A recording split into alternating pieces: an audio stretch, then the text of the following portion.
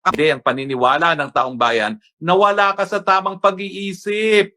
Sino ba naman ang nasa tamang pag-iisip na magsasabi na ang mga bagyo ay didikit o hindi aalis sa kanilang schedule na pagdating? Sino ba gumagawa ng schedule ng mga bagyo, Mr. President? Wala pong ganon.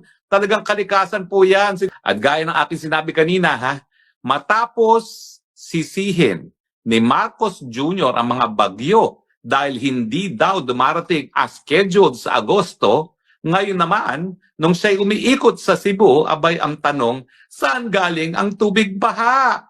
Nako, Marcos Jr., ano ba yan? Talaga namang lalo pang tumitindi ang paniniwala ng taong bayan na wala ka sa tamang pag-iisip. Sino ba naman ang nasa tamang pag-iisip na magsasabi na ang mga bagyo ay didikit o hindi aalis sa kanilang schedule na pagdating? Sino ba gumagawa ng schedule ng mga bagyo, Mr. President? Wala pong ganon. Talagang kalikasan po yan. Siguro Panginoon lang ang merong alam kung kailan darating ang mga bagyo na yan. Hindi po yan nai-schedule. Kahit ikaw ay presidente, kahit ikaw ang makapangyarihang opisyalis ng bayan, hindi ka po pwede magreklamo na dumarating ang mga bagyo unscheduled. Ang importante po, laging handa ang gobyerno magbigay ng tulong dahil tayo naman po ay bansang Pilipinas. Talaga naman pong sa buong daigdig, tayo ang pinakamaraming bagyo, dapat laging handa. Pero ang nangyari po, nangyari sa Cebu, nakita natin na talagang kulang sa kahandaan ng iyong administrasyon.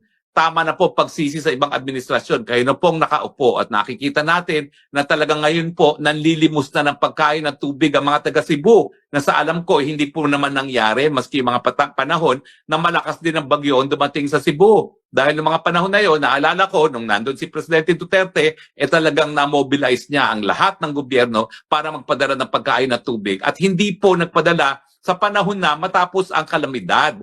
Ang pagpapadala po bago pa magkaroon ng kalamidad dahil alam naman natin kung meron ng darating na bagyo.